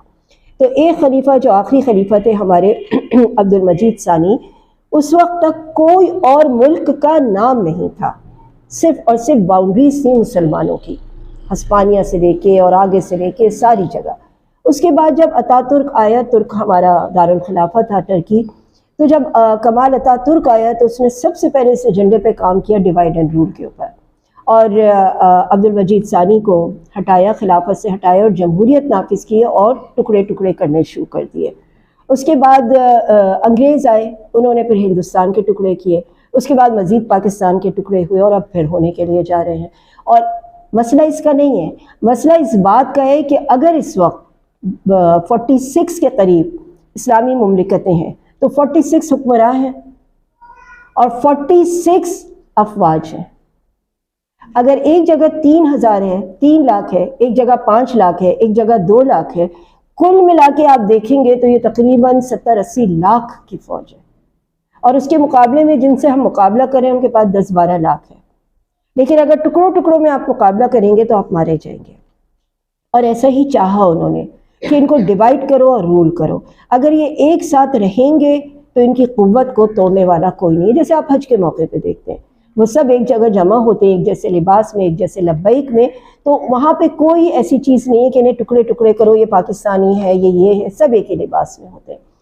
تو یہاں پر بھی یہی بات فرمائی گئی کہ اللہ سبحانہ و تعالیٰ نے یہ چیز اس لیے رکھی تھی کہ ایک جگہ کے اوپر بھی اگر ظلم ہو کسی کے اوپر تو باقی سب لوگ حاضر ہو جائیں، ایک ہی فوج ہوتی تھی۔ اب اس میں اس طرح سے ہے کہ ایک جگہ ظلم ہو رہا ہے تو سب سے پہلے وہاں کے لوگوں کے اوپر یہ فرض ہو جاتا ہے کہ اس کا بچاؤ کریں۔ اگر وہ ناکافی ہے تو اس کے بعد والا سرکل، وہ بھی ناکافی ہے تو اس کے بعد والا سرکل، وہ بھی ناکافی ہے تو اس کے بعد والا سرکل، یہاں تک کہ پوری امت اس میں انوالو ہو جائے۔ یہی وجہ ہے کہ جو حدیث ہے کہ اگر تمہارا جسم جو ہے اس کے مانند ہے یہ ساری جگہیں، اگر جسم کے ایک حصے میں تکلیف ہے تو پورا جسم دکھتا ہے۔ دانہ نکلتا ہے چھوٹا سا آنکھ کے اندر یا کان کے اندر یا حلق کے اندر، مگر پورے جسم پہ بخار چڑھ جاتا ہے، وہ فیل کرتا ہے اس چیز کو۔ تو اسی طرح امت مسلمہ ہے۔ تو یہاں پہ فرمایا کہ ان لوگوں کی مدد کرنے پہنچو۔ تو جو لوگ ایمان لائے ہیں اور اللہ کی راہ میں جہاد کرتے ہیں، اور جن لوگوں نے کفر کیا وہ دوسروں کی راہ میں لڑتے ہیں، پس تم شیطان کے دوستوں سے جنگ کرو، یقین مانو اللہ تعالیٰ فرماتا ہے کہ ان کے ہیلے، ان کے حملے بڑے کمزور ہیں۔ کیا تم نے نہیں دیکھا جنہیں حکم دیا گیا تھا کہ ہاتھ کو روکے رکھو اور نماز پڑھتے رہو؟ اب یہاں وہی واقعے کا ذکر آیا، مکے میں کہا گیا کفو ایدیکم، بس نماز پڑھتے رہو، اللہ سے دعا کرتے رہو، مگر وہ بڑے بے چین تھے کہ ہمارے ہاتھ کھولے جائے، اور جب ہاتھ کھولے گئے تو اللہ سبحانہ و تعالیٰ نے فرمایا کہ اب تم ڈرتے ہو موت سے، حالانکہ اگر موت آنی ہوگی تو تم اگر بند قلعوں کے اندر بھی ہوں گے تو موت تو تمہیں وہاں سے بھی اچک کے لے جائے گی۔ یہاں میں جب پہنچتی ہوں نا تو مجھے ایک واقعہ یاد آتا ہے، ایک کتاب میں پڑھ رہی تھی بجنگ احمد کرنل محمد خان کی، اور انہوں نے لکھا کہ ہمارے ساتھ محاذ پہ ایک نوجوان تھا بڑا خوبصورت سا، اس کی ماں کے اس زمانے میں خط آتے تھے ٹیلی گرام کہ میں بیمار ہوں آ جاؤ، ایسا نہ ہو تمہیں کچھ ہو جائے، میں تمہیں نہ دیکھ سکوں۔ وہ اتنا رو رو کے خط لکھتی تھی کہ آخر لوگوں نے کہا تم ایک ہفتے کی چھٹی لے کے ماں سے ملاؤ۔ وہ ماں سے ملنے کے لیے آیا، رات کو وہاں پہ رکا، اور صبح میں ماں نے اسے کوئی کام کے لیے بھیجا یا وہ آگے گیا، اور سڑک پار کرتے ہوئے ٹرک کے سے ٹکر ہوئی اور اس کا انتقال ہو گیا۔ تو کہیں بھی یہ نہیں لکھا کہ ہم میدان جنگ میں ہوں گے تو ہمیں لازمی موت آئے گی اور ہم گھروں کے اندر ہوں گے تو موت نہیں آئے گی۔ لازمی جہاں پہ بھی ہمارا وقت لکھا ہوگا وہ کھینچ کے ہم کو ان قلعہ بندوں سے نکال کے لے جائے گی۔ تو اللہ سبحانہ و تعالیٰ نے فرمایا یہ تم لوگوں کو کیا ہو گیا ہے کہ تم لوگ بات کو سمجھنے کے قریب نہیں ہو۔ جو بھلائی ہے وہ اللہ کی طرف سے، جو برائی ہے وہ تمہارے نفس کی طرف سے ہے۔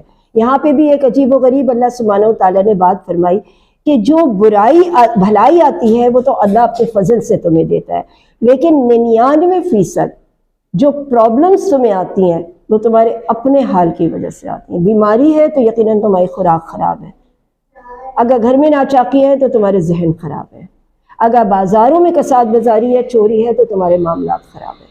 آج ہم جن بھی چیزوں کا شکار ہیں، مثال کے طور پہ ہم اس وقت بہت شدید گرانی کا شکار ہیں، مہنگائی کا شکار ہیں، لوگوں کی بے ایمانیوں کا شکار ہیں، تو یہ اللہ کی طرف سے تو نہیں ہے، یہ تو ہماری اپنی تربیت خراب ہے۔ ہم نے اپنے بازاروں میں چور اور ڈاکو پیدا کر دیے ہیں، تو یہ انہی کا شکار ہوتے ہیں ہم۔ اللہ کی طرف سے زیادہ تر بھلائیاں ہیں۔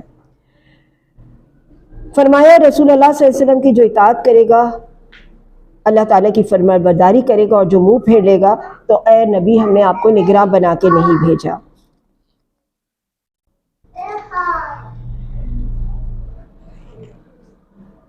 اس کے بعد آیت نمبر 81 میں اللہ سبحانہ وتعالیٰ نے فرمایا کہ یہ کہتے تو ہیں کہ ہم اطاعت کرتے ہیں، مگر جب آپ کے پاس سے اٹھ کر جاتے ہیں تو راتوں کو خلاف ورزیاں بھی کرتے ہیں، یعنی آپ کے پاس سے نکلتے ہی ان کے معاملات دوسرے ہو جاتے ہیں۔ اور اکثر و بیشتر ہمارے ساتھ بھی ایسا ہی ہوتا ہے، رمضانوں میں، قرآن کی کلاسز میں، حج میں، اچھی گیدرنگ میں ہم بہت اچھے ہوتے ہیں، اور جیسے ہی ہم نکل کے اپنے گھریلو معاملات میں یا اپنے کسی اور بزنس کے معاملات میں جاتے ہیں تو ہم دوبارہ وہی کرنے لگتے ہیں جس کا ہمیں حکم نہیں دیا گیا ہوتا ہے۔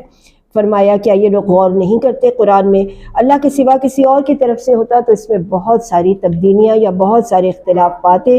اللہ سبحانہ و تعالیٰ نے قرآن پاک میں ریپیٹڈلی نیکیوں کے اعمال کو بتایا ہے، کہیں کوئی اختلاف نہیں ہے کہ ہاں تم کبھی جھوٹ بول سکتے ہو، کبھی نہیں، ہاں تم نماز پڑھ سکتے ہو، نہیں۔ اگر یہ کسی اور کی طرف سے ہوتا تو اتنے سارے احکام کے بیچ میں کوئی اختلاف پایا جاتا۔ ایک اور پھر بہت اچھی بات، کیونکہ یہ معاشرے کی اصلاح کی بات ہو رہی ہے، عموماً ہوتا یہ بھی ہم خواتین میں بہت عام بات ہے، اگر ہم نے یہ دیکھا کہ کسی نے ہمیں کوئی بات کہی ہے تو ہم بغیر تحقیق کے اسے آگے پہنچا دیتے ہیں، اور ساتھ میں ایک جملے کا اضافہ کر دیتے ہیں، پتہ نہیں بھائی سنا ہے، اللہ معلوم، واللہ عالم، سنا ہے۔ تو یہی بات ہمارے جھوٹے ہونے کے لیے کافی ہے کہ اگر ہم نے بغیر تحقیق کے بات کو آگے پہنچا دیا، چاہے اس میں ہمارا نیوز چینل ہو، چاہے ہمارے ٹاک شوز ہوں، چاہے ہمارے گھر کی باتیں ہوں، صرف سننے کی دیر ہوتی ہے ہمیں، اور ہمیں اسے فوراً آگے پہنچانا ہوتا ہے۔ اللہ کا حکم یہ ہے کہ اس چیز کو تم اس تک پہنچاؤ بات کو جو اس معاملے کی گہرائی میں جا سکتا ہو۔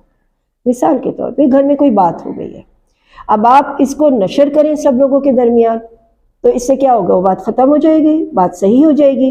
یا آپ صاحب معاملہ تک پہنچاتے ہیں، یہ میں سن رہی ہوں، یہ ہو رہا ہے گھر کے اندر، آپ دیکھ لیجیے گا۔ اللہ تعالیٰ نے یہاں پہ فرمایا جب انہیں کوئی خبر امن کی یا خوف کی ملتی ہے تو اسے مشہور کرنا شروع کر دیتے ہیں۔ اے نبی کریم صلی اللہ علیہ وسلم، آپ اگر یہ لوگ اسے رسول اللہ کے یا اپنے میں سے کسی ایسے لوگوں تک جو بات کی تہ تک پہنچنے والے ان کے حوالے کرتے تو نتیجہ اخذ کر پاتے، ورنہ تو اللہ کی رحمت کے سوا تم سب لوگ شیطان کے ساتھی بن جاتے ہو۔ اور ہمارے ایسا ہی ہوتا ہے، اکثر و بیشتر جب بات کی تہ میں پہنچا جاتا ہے تو پتہ یہ چلتا ہے کہ بات تو کچھ بھی نہیں تھی، یا بات سنی ہی غلط گئی تھی، بات بولی ہی غلط گئی تھی، الفاظوں کے ہیر پھیر سے بات کہاں سے کہاں پہنچ جاتی ہے۔ تو اللہ کی راہ میں جہاد کرو تاکہ تجھے صرف تیری ذات کی نسبت حکم دیا جاتا ہے، ہاں ایمان والوں کو رغبت دلاؤ۔ ایک اور حکم یہاں پہ یہ ہے کہ جو بھی اللہ کے احکام پہ عمل کرنا ہے وہ پہلے اپنی ذات سے شروع کرنا ہے، دوسروں کو آپ نے صرف کہنا ہے، ہاتھ پکڑ کے آپ وہاں تک نہیں لے جا سکتے، آپ نے صرف کہہ دیا۔ ہاں ہاتھ پکڑ کے وہاں تک لے جانا آپ کا اپنے لیے ہوگا کہ یہ اللہ کا حکم ہے، تمہیں تو ہر حال میں کرنا ہے، باقیوں کو کہہ دو۔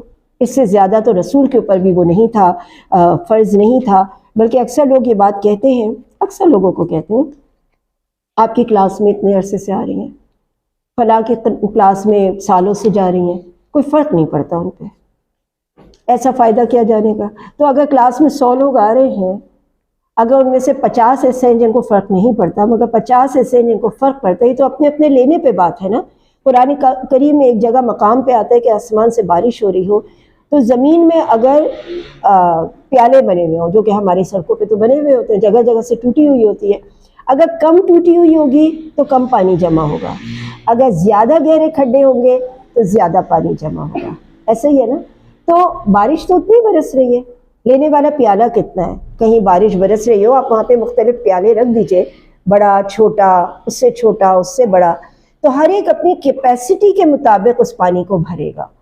تو لہٰذا جب بھی ہم کسی بھی اچھی جگہ جاتے ہیں، چاہے وہ کلاس ہو، چاہے وہ کوئی درس ہو، چاہے وہ کوئی اسکول ہو، کالج ہو، ہر کوئی اپنی کیپیسٹی کے لحاظ سے سیکھتا ہے۔ تو اللہ تعالیٰ نے یہاں پہ فرمایا کہ اے نبی، صرف آپ پر آپ کی ذات کا حق یہ ہے کہ اسے ہاتھ پکڑ کے سیدھا کیجئے، اس کے علاوہ دوسروں تک تو صرف بات پہنچا دینا ہے۔ ہاں، یہ الگ بات ہے کہ جو نیکی کے کام کی سفارش کرے گا اس کو اتنا ہی اجر ملے گا نیکی کرنے والے کو۔ اگر آپ مثال کے طور پہ، ہم عموماً کلاس میں اس کی مثال دیتے ہیں کہ آپ اپنے ساتھ آتے ہوئے کسی اور کو لے کر آ گئی ہیں، یا آپ کہیں کچھ سیکھنے جا رہی ہیں اپنے ساتھ کسی اور کو لے کے آ گئی ہیں، تو آپ کو ایک اجر ڈبل ملے گا۔ 2 کو لے کر آ گئی ہیں تو 2 گنا ملے گا، 3 کو لے کر آ گئی ہیں، آپ کا تو اتنا ہی ٹائم لگ رہا ہے۔ جیسے اگر آپ نے کسی کو قرآن سکھا دیا، اب وہ ساری زندگی جب تک قرآن پڑھتا رہے گا آپ کو بھی اتنا ہی اجر ملے گا۔ آپ پڑھ رہی ہیں ایک پارہ، ایک جگہ کوئی اور بھی پڑھ رہا ہے، ایک جگہ کوئی اور بھی، ایک جگہ کوئی اور بھی، تو آپ کو تو 3 پاروں کا ثواب مل رہا ہے، اور ہر پارے کے ہر لفظ پہ 30 نیکیاں ہیں۔ الف لام میم 30 نیکیاں، کسی اور کو پڑھا دیا آپ نے، 30 نیکیاں وہاں سے، 30 نیکیاں وہاں سے، اس طرح اور جتنی اچھی باتیں ہیں۔ صرف ایک ہی قرآن تلاوت کی بات نہیں، قرآن کے احکام پہ جتنی اچھی باتیں ہیں، جو نیکی یا بھلے کام کی سفارش کرے اس کو بھی وہ حصہ ملے گا، اور جو برائی کی سفارش کرے، برائی پھیلائے، تو یہ مت سمجھیے کہ صرف میں نے برائی کی ہے، آپ کو دیکھ کر جتنے لوگوں نے وہ برائی میں قدم رکھا، اگر آپ نے لباس ایسا پہنا جس کو دیکھ کر لوگوں نے بھی وہ لباس پہنا، آپ نے ایسی باتیں شروع کی جس کو دیکھ کر دوسروں نے بھی وہ باتیں شروع کی۔ اکثر ایسے ہوتا ہے، وہ کہتے ہیں نا خربوزے کو دیکھ کر خربوزہ رنگ پکڑتا ہے، تو بعض دفعہ ایسا ہوتا ہے کہ ہم سے اچھی باتیں نہیں ہو رہی ہوتی ہیں، لیکن اگر ہم 4-5 اچھے لوگوں کے درمیان بیٹھتے، آہستہ آہستہ ہم ٹرین ہو جاتے ہیں اور ہم بھی وہی باتیں کرنے لگتے ہیں، جیسے ماشاءاللہ، الحمدللہ بولنا یا کسی کا شکریہ ادا کرنا، تو رنگ چڑھتا ہے۔ اب اس کا ثواب اس کو ملے گا جس نے آپ کی یہ ٹریننگ کر دی، اور اسی طرح برائی کا ملے گا۔ اگر ہمارے اندر کوئی برائی ہے، ہم نے اس پہ قابو نہیں پایا، اور وہ برائی ہمارے دوستوں میں بھی پینیٹریٹ ہو رہی ہے، تو یقیناً ہمیں بھی اسی کا نقصان پہنچے گا، کیونکہ اس نے وہ چیزیں سیکھنی شروع کر دیں جو آپ نے اسے بغیر انٹینشن کے سکھائی ہے۔ اس کے بعد فرمایا جب تمہیں سلام کیا جائے تو اس جیسا یا اس سے بہتر جواب دو۔ ایک بار نبی کریم صلی اللہ علیہ وسلم کے پاس ایک صحابی آئے، انہوں نے کہا السلام علیکم، آپ نے کہا وعلیکم السلام ورحمۃ اللہ۔ دوسرے آئے، انہوں نے کہا السلام علیکم ورحمۃ اللہ، آپ نے فرمایا وعلیکم السلام ورحمۃ اللہ وبرکاتہ۔ تیسرا آیا، اس نے کہا السلام علیکم ورحمۃ اللہ وبرکاتہ، آپ نے کہا وعلیکم۔ تو انہوں نے کہا یہ تو بڑی عجیب بات ہے، جس نے سب سے لمبا سلام کیا اسے سب سے چھوٹا جواب۔ تو آپ صلی اللہ علیہ وسلم نے فرمایا اس نے میرے لیے کچھ نہیں چھوڑا تھا، تو میں نے وعلیکم کہہ دیا، اور تم پر بھی، تو پورا سینٹنس تمہارے لیے بھی۔ تو سلام کا جواب کوئی وعلیکم دے دے تو بھی صحیح ہے، وعلیکم السلام کہہ دے تو بھی صحیح ہے، ورحمہ کہہ دے تو بھی صحیح ہے، وبرکاتہ بھی کہہ دے تو بھی صحیح ہے۔ اللہ وہ ہے جس کے سوا کوئی اور معبود نہیں، اللہ تعالیٰ قیامت کے دن سب کو جمع فرمائے گا۔ پھر اس کے بعد ایک اور واقعے کی طرف اشارہ ہے، منافقوں کے بارے میں 2 گروہ ہو گئے تھے۔ جس وقت یہ منافقوں کی پہچان نہیں ہو پاتی نا، تو جب منافق قیدی بنائے گئے، ان منافق سے مراد وہ ہیں جو احد کی جنگ میں مدینے سے کچھ دور جا کر واپس آ گئے تھے، جس کے بارے میں ہم نے بات کی تھی۔ بہرحال منافقین کے بارے میں یہاں یہ بات کہی جا رہی ہے کہ مسلمانوں میں 2 گروہ ہو گئے تھے، ایک یہ کہہ رہے تھے ان کے ساتھ نرمی کی جائے، اور ایک یہ کہہ رہے تھے کہ کیوں کیا جائے۔ تو اللہ تعالیٰ نے فرمایا منافق منافق ہوتا ہے، اس کی غلطی جو بھی ہے وہ سب کی برابر کی سزا دی جائے گی، تو لہٰذا تم اسلام کی خاطر یہ کام کرو کہ ان منافقین کو تم نرمی نہ دو۔ ان کی تو چاہت یہ ہے کہ جس طرح وہ کافر ہیں تم پر بھی اسی طرح کفر ہو اور تم سب یکساں ہو جاؤ، تو تم اسلام کی خاطر وطن نہ چھوڑیں تو ان میں سے کسی کو حقیقی دوست نہ بناؤ۔ یہ آیت اس وقت کے لیے جب ہجرت کرنا فرض تھی، یعنی مکے سے مدینہ ہجرت کرنا فرض تھی، اگر نہیں کرو گے تو تمہارا شمار مسلمانوں میں نہیں ہوگا، یہ اس وقت کی فرضیت تھی۔ تو فرمایا اگر وہ اپنا وطن نہ چھوڑیں یعنی مکہ نہ چھوڑیں اور تمہاری طرف نہ آئیں یعنی مدینے نہ آئیں، تو ان میں سے کسی کو دوست نہ بناؤ، اور اگر یہ منہ پھیر لیں یعنی یہ تمہارے ساتھ جنگ کریں تو انہیں پکڑو اور قتل کرو، جہاں ہاتھ لگ جائے انہیں رفیق اور مددگار نہ بناؤ، ہاں سوائے ان لوگوں کے۔ اچھا جنگ میں کچھ ایسا بھی ہوا تھا جنگ احد میں کہ کچھ 2-3 قبیلے ایسے تھے جو بالکل نہیں چاہتے تھے مسلمانوں سے جھگڑا کرنا اور مسلمانوں کے ساتھ جنگ کرنا، لیکن جو ان کے سردار تھے مکہ کے، انہوں نے اس بات کو ان کے لیے شیور کیا تھا کہ تم نے چلنا ہے، ورنہ ہم تمہیں اپنے قبیلے سے نکال دیں گے، ورنہ ہم تمہیں مکے سے نکال دیں گے۔ تو وہ صرف ایک سردار کی بات مانتے ہوئے نکلے تھے، مگر انہوں نے آپس میں قسم کھائی تھی کہ ہم کسی کے اوپر بھی تلوار نہیں اٹھائیں گے۔ تو فرمایا اگر ایسے لوگ تمہارے سامنے آئیں تو تم ان کی گردن نہ اڑاؤ، کیونکہ یہ لوگ تم سے جنگ نہیں کرنا چاہتے۔ تو یہاں نے اب ویری کرتا ہے کہ جب بھی ہمارے سامنے کوئی آئے تو ہمیں یہ دیکھنا ہوگا کہ اس کی انٹینشن لڑنے کی ہے یا یہ کسی کے سیف گارڈ کرنے کی وجہ سے آ گیا ہے، کسی کے مجبور کرنے کی وجہ سے آ گیا ہے، کیونکہ وہ یہ چاہتے تھے کہ وہ اپنی قوم سے بھی امن میں رہیں اور تم سے بھی امن میں رہیں، وہ کسی فتنے میں ڈلنا نہیں چاہتے تھے۔ ہاں اگر وہ فتنے میں ڈل جائے اور تمہارے خلاف کھڑے ہو تو تم ان کے ساتھ اسی طرح جہاد کرو، اسی طرح قتال کرو۔ کسی مومن کو دوسرے مومن کا قتل کر دینا زیبا نہیں ہے مگر غلطی سے ہو جائے تو، یعنی یہ قتل ایک ہوتا ہے قتل ناحق کرنا، ایک ہوتا ہے قتل خطا، ایک ہوتا ہے قتل عمد۔ قتل عمد یہ ہوتا ہے جان بوجھ کے کرنا، قتل خطا یہ ہوتا ہے کہ بالکل ارادہ نہیں تھا مگر ہو گیا۔ دونوں کے لیے اللہ تعالیٰ نے الگ الگ سزائیں مقرر کی ہیں۔ مسلمان کو بلا قصد کوئی مار ڈالے، اس کا ارادہ نہ ہو، اس پر ایک مسلمان غلام کا گردن آزاد کرنا ہے اور مقتول کے عزیز کو خون بہا دینا ہے، دیت دینی ہے۔ ہاں یہ اور بات ہے کہ وہ صدقہ کر کے اس کو معاف کر دیں۔ اگر مقتول تمہاری دشمن قوم کا ہوگا اور ہو وہ مسلمان تو ایک مومن غلام کی گردن آزاد کرنی لازمی ہوگی، اور اگر مقتول اس قوم سے ہے جس میں سے تمہارے ان کے درمیان عہد و پیمان ہے تو پھر صرف خون بہا لازم ہے جو اس کے کنبے والوں کو پہنچا دیا جائے گا، اور ایک مسلمان غلام کا آزاد کرنا۔ پر جو نہ پائے، کسی کے پاس نہیں ہے پیسے، وہ نہیں غلام کو آزاد کر سکتا، تو 2 مہینے لگاتار روزے رکھ لیں اللہ تعالیٰ سے اپنے آپ کو بخشوانے کے لیے۔ اللہ تعالیٰ بخوبی جاننے والا اور حکمت والا ہے۔ اور جو کوئی کسی کو قتل عمد کر دے یعنی جان بوجھ کے کر دے تو اس کی سزا دوزخ ہے اور وہ اس میں ہمیشہ رہے گا اللہ کی لعنت کے ساتھ ساتھ۔ اے ایمان والو، جب تم اللہ کی راہ میں جا رہے ہو تو تم تحقیق کر لیا کرو۔ یہ بھی ایک واقعہ ہو گیا تھا، ایک قافلہ جا رہا تھا مسلمانوں کا، سامنے سے ایک چرواہا آ رہا تھا، انہوں نے ان کو دیکھ کر السلام علیکم کہا، یعنی اس چرواہے نے۔ یہ لوگ یہ سمجھے اپنی جان بخشی کرنے کے لیے، اپنے آپ کو مسلمان شو کرنے کے لیے کہہ رہے، تو انہوں نے اس کی گردن اڑا دی۔ پورے مدینے میں ایک چرچا ہو گیا کہ مسلمانوں نے مسلمان کو مار دیا۔ تو اللہ کے رسول صلی اللہ علیہ وسلم نے پھر یہ فرمایا یہ جو کلمہ پڑھ لے جائے، یہ ظاہری بتا دے میں مسلمان ہوں، تو اب آپ کا حق نہیں پہنچتا کہ آپ اس کو لعن طعن کریں، اسے قتل کریں یا اسے ضرور کافر قرار دیں جو اپنے آپ کو مسلمان کہہ رہا ہے۔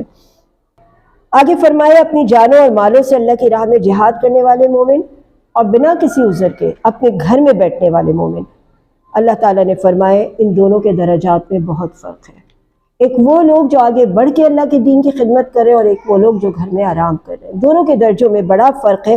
اللہ نے ہر ایک کے لیے فضیلت رکھی ہے، ہر ایک کے لیے اللہ تعالیٰ نے ثواب رکھا ہے، ہر ایک سے اچھائی کا وعدہ کیا ہے، لیکن ان کا اجر زیادہ ہے جو اللہ کے دین کے لیے کام کر رہے ہیں۔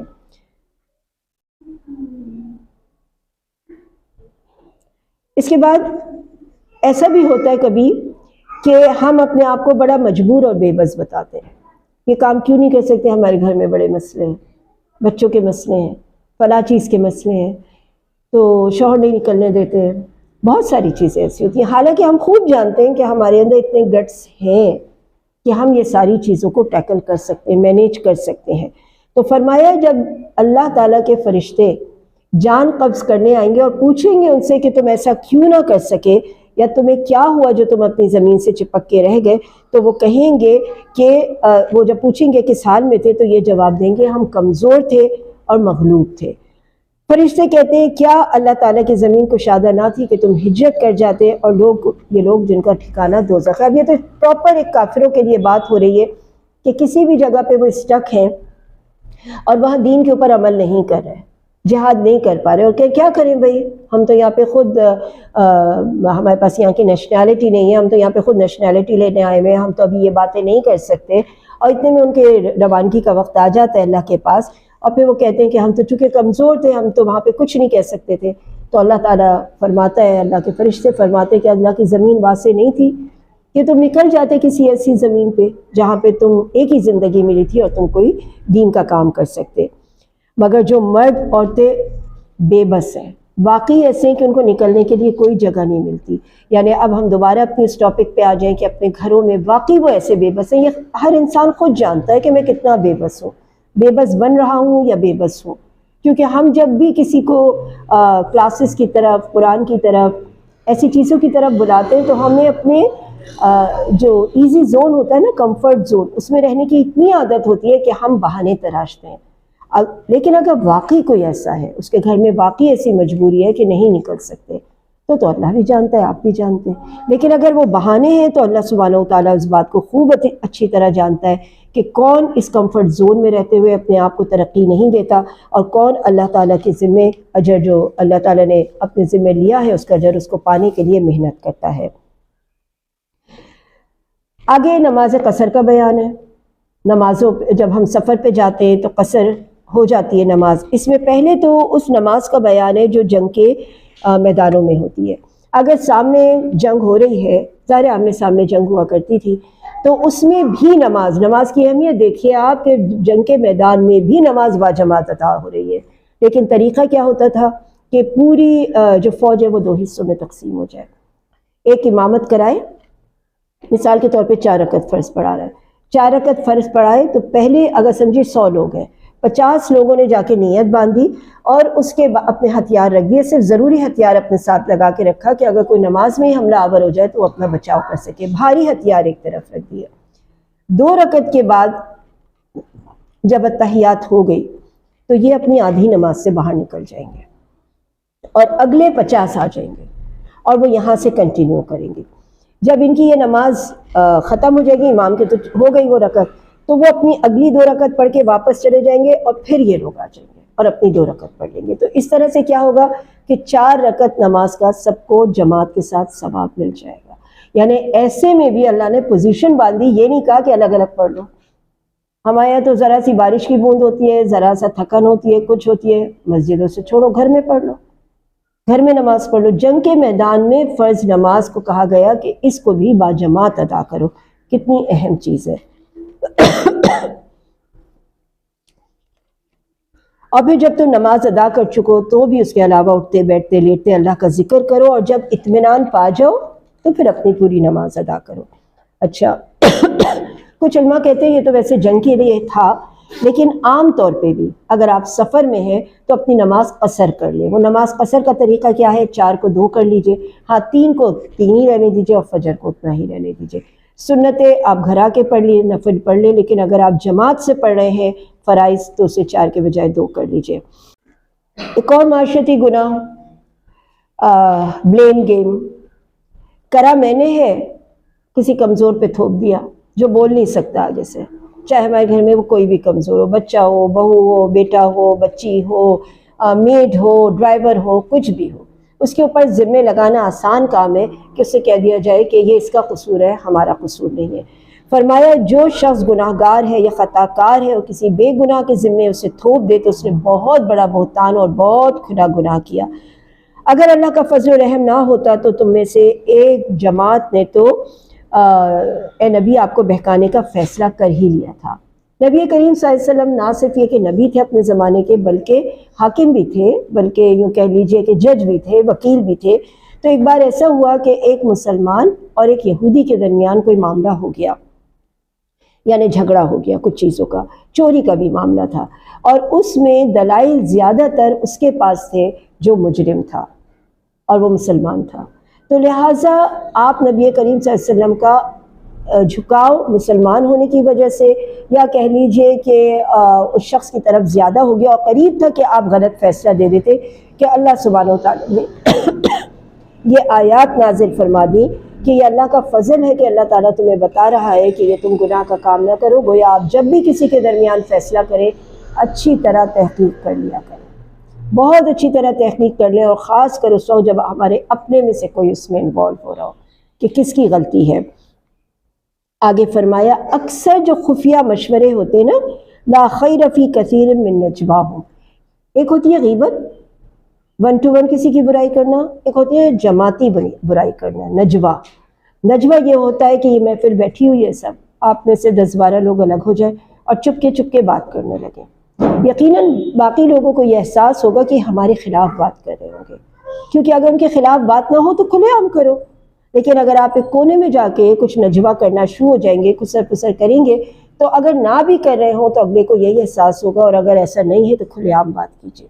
یقیناً نجوا جو ہوتا ہے وہ ایک چھپ کر برائی کرنے والی چیز ہوتی ہے. تو فرمایا سوائے اس کے نجوا اس وقت جائز ہے جب تم ان باقی لوگوں سے ہٹ کر کوئی صلاح اور مشورہ بہتری کا ان کے لیے کر رہے ہو تو نجوا جائز ہے. وہ شخص باوجود راہ ہدایت کے واضح ہونے کے بعد جو رسول اللہ صلی اللہ علیہ وسلم کے خلاف، ان کے احکام کے خلاف جائے گا، مومنوں کے راستے کو چھوڑ کے چلے گا، ہم اسے ادھر ہی متوجہ کر دیں گے. یہ بھی ایک کائنات کا رول ہے. اگر آپ برائی کی طرف متوجہ ہوں گے تو برائی خود بھی آپ کی طرف متوجہ ہوگی. اگر آپ اچھائی کی طرف متوجہ ہوں گے تو اچھائی بھی متوجہ ہوگی. یہ آج کل بڑا عام ہے آپ کے سوشل میڈیا پہ. یہ جو گوگل ہے نا، یہ بڑا تیز ہے. آپ ایک دفعہ اس میں کوئی چیز دیکھ لیجئے، کوئی ایک چیز، وہ آپ کو لا کے دکھائے گا. یہ بھی دیکھ لو، یہ بھی تمہارا انٹرسٹ کا ہے، یہ بھی دیکھ لو. چاہے وہ کپڑا ہو، چاہے وہ ایمبرائڈری ہو، چاہے وہ آرٹ ہو، چاہے وہ کوئی ایونٹ ہو، کچھ بھی ہو، وہ لا کے آپ کو دکھاتا رہے گا. تو اللہ سبحانہ و تعالیٰ یہاں پر یہی بات فرما رہے، تم جدھر متوجہ ہوں گے اللہ تعالیٰ تمہیں اس طرف مزید متوجہ کرنے کے لیے وہی چیزیں تمہارے سامنے لے کر آئے گا. اور اللہ تعالیٰ نہیں بخشے گا ان کو جو شریک کرتے ہیں. بار بار سورہ نساء میں شرک کے بارے میں بات آتی ہے، اور یہ کہ اللہ کو چھوڑ کر عورتوں کو معبود بنانا. ہم دیکھتے ہیں کہ ہم سے پہلے یعنی مسلمانوں سے پہلے جو صفا مروہ پہ بت تھے، جو اس کے علاوہ بھی بت ہیں، جو آج بھی بہت سے، اس میں زیادہ تر صرف جو ہے وہ عورت کی ہوتی ہے. انہی کے بت تراشے جاتے ہیں اور ان سے مانگا جاتا ہے. اللہ تعالیٰ نے لعنت کی ہے ان لوگوں کے اوپر اور فرمایا کہ شیطان جو ہے وہ تم میں سے مقررہ حصہ لے کر نکلے گا.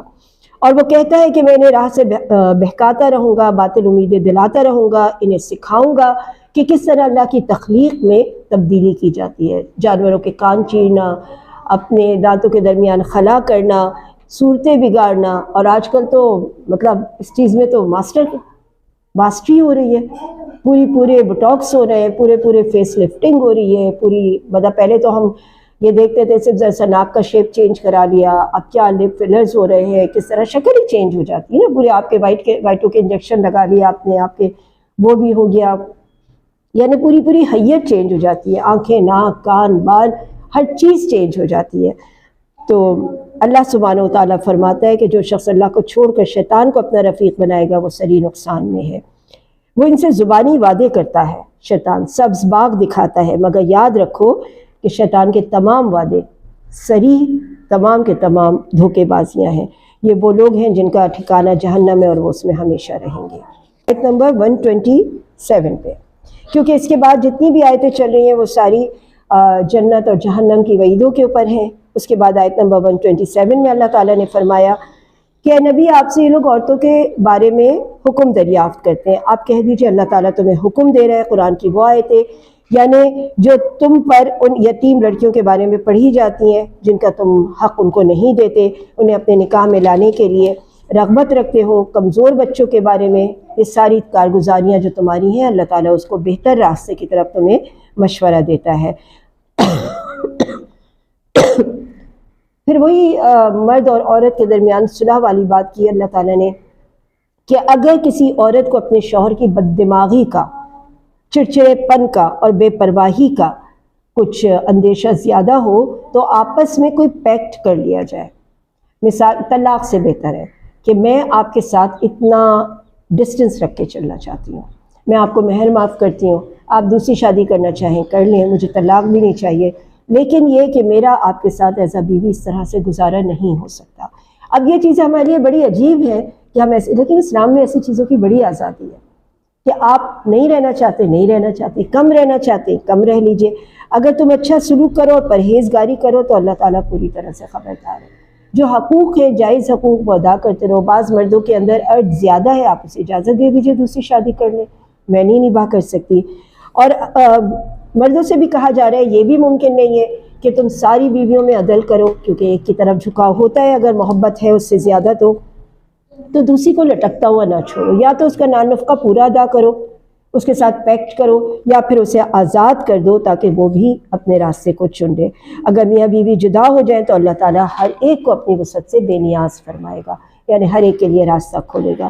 زمین اور آسمانوں کی ہر شے اللہ کی ملکیت ہے، جو کچھ آسمان اور زمین میں ہے اللہ کا اختیار ہے ان سب چیزوں پہ۔ اللہ چاہے تو اس پوری قوم کو لے جائے اور دوسری قوم کو لے کر آ جائے۔